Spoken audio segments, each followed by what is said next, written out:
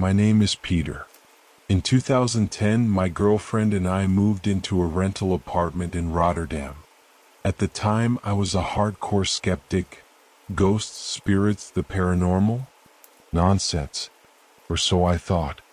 The apartment had a strange attic, filled with forgotten belongings left by previous tenants. We put the washing machine up there and used the nearby room as our bedroom. Another attic room we used for ironing. From the moment we moved in, my girlfriend said she felt something dark in the house. At night, she'd wake up and see a shadowy male figure standing at the foot of our bed. I shrugged it off. Probably just dreams, I told her. Then things escalated. A friend of hers visited one day. She had no idea what my girlfriend had been experiencing, but out of nowhere she said, "There's a man in this house. Something dark." That's when I started paying attention.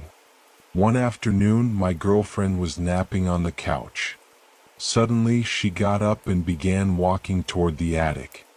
I followed, calling her name. She didn't respond. Her eyes were open, but it was like she was sleepwalking. Then she suddenly came to and looked horrified. She told me she'd been dreaming of the same house, but back in the 1960s or 70s. In the dream, there were broken wine glasses on the floor, spilled drinks, and a woman screaming. She heard two angry male voices upstairs and felt someone was being attacked. She was about to go find out when I woke her. It was chilling for both of us. For a while, the weirdness stayed mostly with her. But everything changed when we began preparing to move out. One evening, I was lying in bed in the attic bedroom. I heard someone walking up the stairs. The light in the hall switched on. I assumed it was my girlfriend coming to say hi. I waited, but no one came. The sound stopped. Curious, I got up and opened the door. No one was there. I went downstairs. My girlfriend was sitting calmly in the living room. "Why didn't you come say hi?" I asked. She looked confused. She said, "I didn't go upstairs, I thought you did." That moment hit me like a punch. I felt my entire body go cold. For the first time, I was truly afraid. She was so unsettled, she left to sleep at her mother's. I stayed. I refused to be chased out of my own place. That night, around 1 a.m., I was jolted awake by a knock. Not just any knock. It came from inside the wall, right next to my head. I'd lived there nearly 3 years. I knew every sound that house made. This was new and terrifying. I froze. I wanted to get up, but I couldn't move. I just pulled the blanket over my head and lay there, questioning everything I believed. What does this thing want from me? How is this even possible? From that night on, it only got worse. We began losing things, keys, personal items, only to have them reappear days later in plain sight. It was maddening. The presence wasn't just there anymore, it was interacting with us. We reached out to a psychic for help. By then, we were already sleeping elsewhere. She told us to return to the house and, with calm and kindness, guide the spirit toward the light. "No fear, no hate," she said. "Just tell it you can't help and it needs to move on." We did as she instructed. That night, sitting in the attic, we gently spoke our words. And then 3 thunderous bangs slammed into the attic door. It was violent, aggressive, terrifying. We bolted from the house. I swear something followed us in the car for a short while. When we told the psychic, she simply said, "It's not going anywhere. Don't return at night." Soon after, we moved out. And from the moment we stopped sleeping there, the activity stopped. I went in a skeptic. I left knowing that something else exists. Something real. Something powerful. And it doesn't care whether you believe in it or not.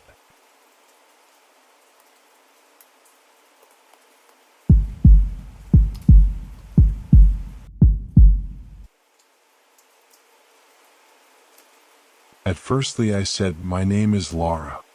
And it was 6 days after my 22nd birthday, the year 2017, and my boyfriend at the time decided to get us a dog.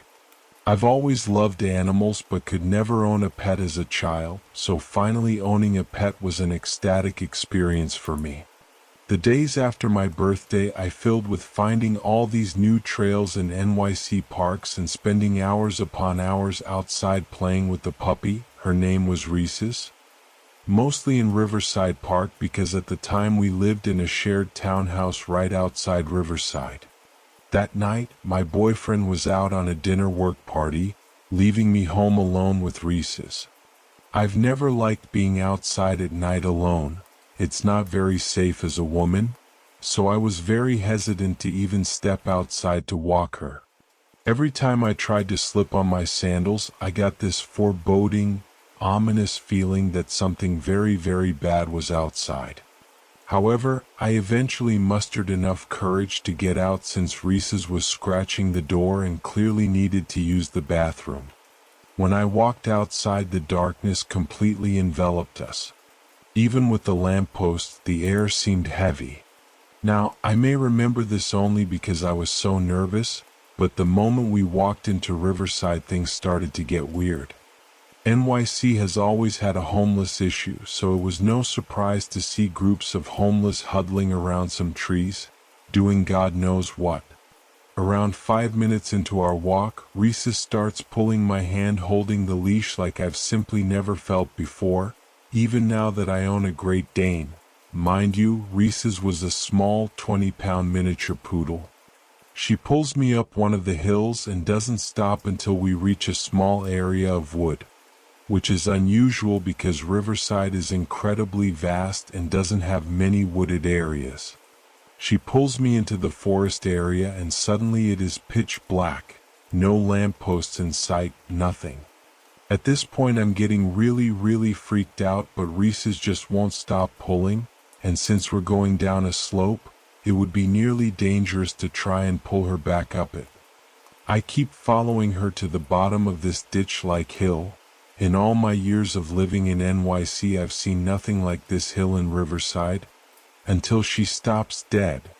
She sniffs around, and it suddenly becomes very clear to me that we are either standing in shit or very close to it. I pull out the flashlight and what I see has terrified me for years. There was a potty, like the things children use, and a cardboard box around a tree. Me being curious, I approach the box, and inside is a large serrated knife, a dildo, and a pocket pussy. I look around us and realize there are torn pages from porn magazines stomped into the muddy area, many containing plus-sized women. I clearly remember kneeling down to look at one, and I'm not sure if it was the fear coursing through my body, but there was something very wrong about these pages. They did not have colorful/stimulating colors. Instead, these women were surrounded by completely black voids, and on one page a woman had on underwear the same shade of black around her, making it look like her groin was a part of that void. Not to mention that on some of the torn magazine pages there were drawings from a red marker, many of which had covered their eyes in red.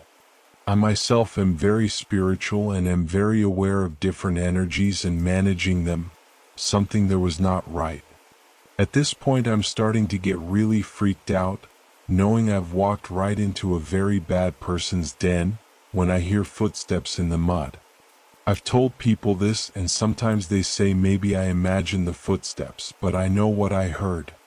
I even remember the sound of their shoes, and it was unmistakably flip-flops because I heard the flap of when the shoe hits your ankle. Some people I've told thought it was maybe a park ranger with boots on. I've never felt as desperate to get out of a place before, and I grab Reese's in my arms and run up the hill. I don't stop running until I reach my doorstep, where I run inside and lock all the doors.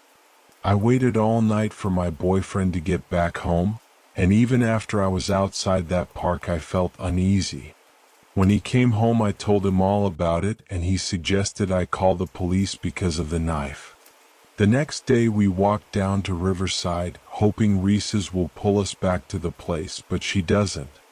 We spent all day in that park trying to find the same place so that we could take photos of the knife and turn it in. We never found it. A week following, we tried to find it again and even asked people if they knew of a ditch, but nobody knew anything. I'm not sure what's more unsettling, what I found in that ditch or the fact I could never find it again. It still haunts me to this day, and I can only wonder what that knife was used for. People have said maybe it was a weapon for a homeless person to protect themselves, but there was something wrong in that area. There was a bad energy even when I stepped out of my door. If there are any other New Yorkers reading this, do you know anything of a ditch in Riverside? Maybe I'll go out and look for it again. I know I'll never fully be able to sleep soundly until I know for sure that place is of existence.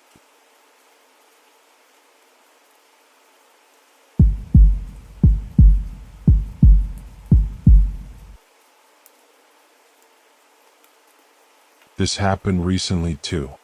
About a week ago, me and my girlfriend had taken a trip to Sandusky's Cedar Point for the Halloween Fright Nights, as we are both a fan of horror and thrill rides. Of course, we picked probably the worst weekend to go, as it literally broke the record for the park's busiest weekend. Most of the rides were over 2-hour waits at times, and we became fed up and decided to leave the park. We were trying to come up with things to do as we looked up the local area, when we stumbled upon some local haunting legends, one of which stood out to us. About 30 minutes from Sandusky is a place called Gore Orphanage Road in Vermilion, Ohio. You can look it up on your own, but to keep the story short, I'll briefly explain. Gore Orphanage Road had an actual orphanage, or so the story goes, that burned down with a ton of kids and caretakers inside. Many people have experienced hauntings there and ghost activity in the ruins. There's also nearby a bridge where a woman threw her baby off the side and killed him, called Crybaby Bridge. As we kept digging, we read a lot of scary stories, including one about a murder that happened there where a woman was hung in the woods, and even supposedly a satanic cult that does rituals in the woods have been spotted from time to time. We, of course, thought nothing of it. Just scary stories meant to scare people, right? Our original plan was to go there at night, but because we were so bored, and we had read that people were getting in trouble from the police going at night, we decided to just go at dusk, just before it got dark. Our plan was to park at the bridge and make the half-mile hike to the park where the orphanage ruins are, and see if we experience anything, and then go back to our hotel with some spooky stories to tell our friends. So right before the bridge is a little side dirt spot to park. So we park and get out of the car and lock it. We walk over the bridge and don't experience anything on the bridge, so we kept going to the park. On the left side of the road is an embankment covered in trees, and on the right is a cornfield. Typical country road. However, the closer we got to the park, the more we started to smell fire.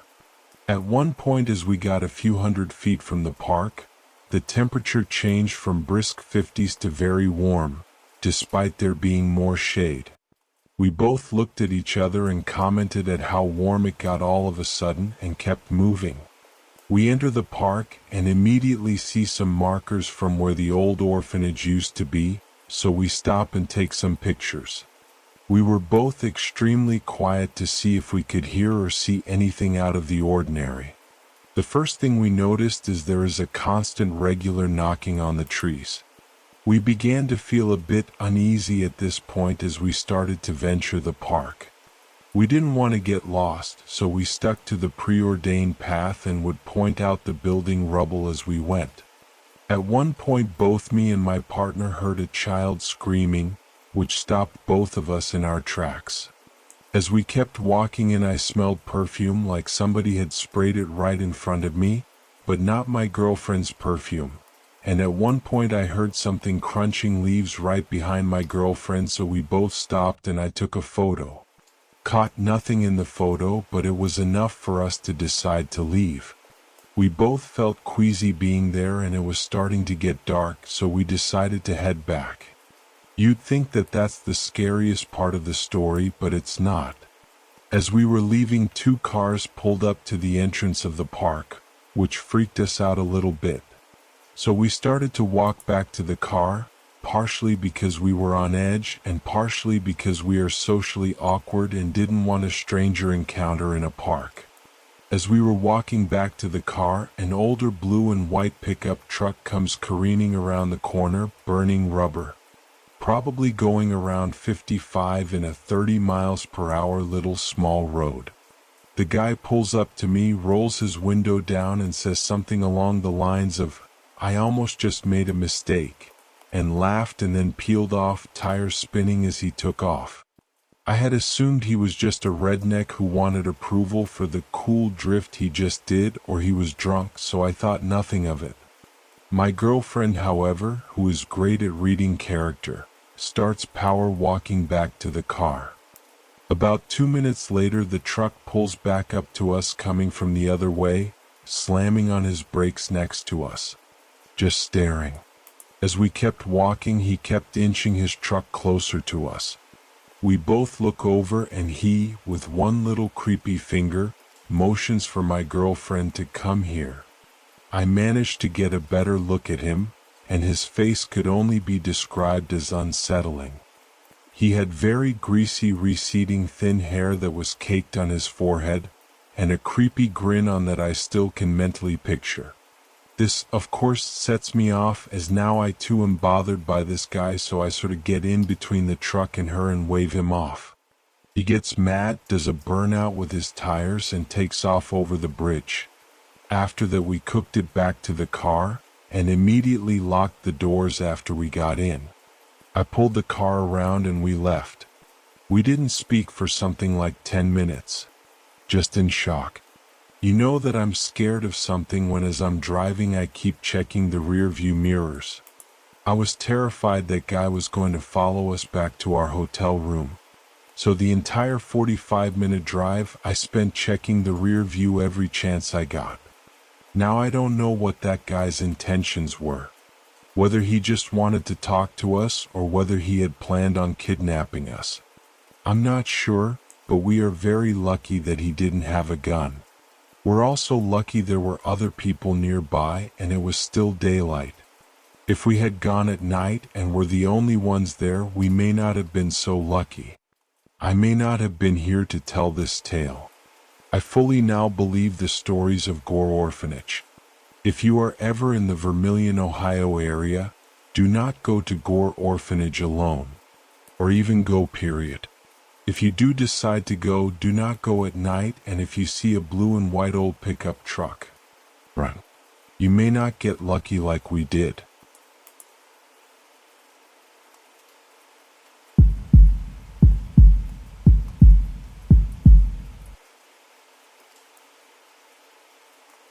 This is long, so I apologize, but here it goes. I was working at Burger King my senior year of high school. This event happened sometime during the spring of 1993. I usually worked late on Friday and Saturday nights because the drive-thru was opened until 1 a.m. I was usually the last employee to leave. When it was time for me to go, my manager, Eric, would walk me to the door and watch me until I arrived at my car.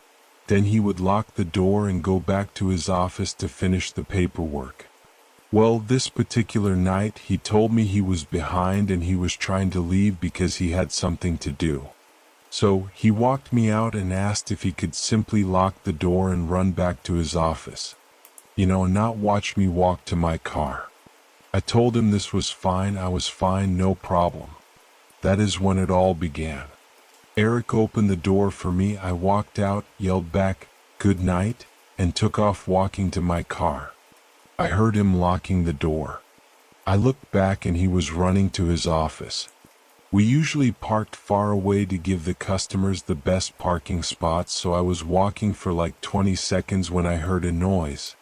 It sounded like a plastic bag in the wind. I immediately thought I left some trash on the sidewalk. Maybe someone forgot to throw it in the dumpster, so I turned around and looked at the ground surrounding the building. I saw nothing. I kept walking towards my car. I kept hearing the noise. So then I turned and looked up. I saw the strangest thing. It looked like there was a large black trash bag blowing in the wind on the roof of Burger King. It looked like the bag was stuck on something. I was racking my brain trying to remember if there is anything protruding from our building, an antenna, some kind of beams. Anything? I couldn't think of what could have made that bag get stuck. Then I paid attention to the size. It looked as though someone was standing there with a huge plastic bag caught on the side of their body. I could make out the shape of a person. I looked towards the bottom to see if there were legs or feet. This thing was completely covered by this plastic-looking material, blowing in the wind. Now, our parking lot lights were off, so it was dark where I was standing. But there is a car dealership behind Burger King, so this thing looking down at me was backlit with tons of white light from this huge dealership. I looked at the bottom of this thing and there was nothing for this plastic-looking material to get caught on. Like, it seemed to be hovering because I could see light coming through under this thing. No legs, no antenna, no beams, nothing. Our roof is flat and there was nothing to connect the roof to this thing. I could see light under it with nothing else. I got a very strange feeling as if I was being watched. I felt as if I shouldn't take my eyes off of this thing. But I needed to make sure I wasn't seeing things. Very quickly, I looked down at the front door I had just left, to see if Eric was coming out or visible in any way. But I saw nothing. It was about 1:30 a.m., so there was not a lot of traffic. I walked backward towards my car. This was in 1993 and I had a 1987 Dodge Omni, so I had to put the key into the locked door. Before key fobs or anything fancy like that. I never took my eyes off of this thing. I unlocked my car, got in, and drove away, all while never taking my eyes off of it. I drove home and I had this ugly feeling that this thing was following me. I kept looking up at the sky. I guess I thought it could fly since it was on the roof. I drove into my driveway, ran inside and locked the door. My family was asleep, so I stood at my door looking out, making sure it didn't follow me. It took me years to say anything to my family. When I finally did, my cousin, who said she dabbled in white magic, told me that was very dark black magic. She asked if there had ever been someone who harassed me or wanted to be with me. I looked at her and remembered another time while working at Burger King. There was an older man. I was only 18 when I worked there, so this guy must have been in his 30s. He would go and buy a medium tea and then sit there for hours and getting free refills. We all knew this guy. Then after a while he would insist I give him my number. He wanted to date. He would not stop. I had to get my managers to kick him out. Police were called. Anyway, he finally stopped coming. I told my cousin this and she says that thing I saw was him. That there are some people will go to lengths to get what they want. She said that I must have a very large and protective angel because this was a very bad thing to do. This thing left me alone because I was protected by something it could not win against. I said, "Yes, ma'am, it was my Jesus." I don't know if her explanation of this is true, but it sure freaked me out enough that I don't talk about it much and wonder if anyone else has had this kind of experience. Years later, when I saw the movie Jeepers Creepers, that thing reminded me of the thing I saw, except imagine it covered in a thin plastic black bag.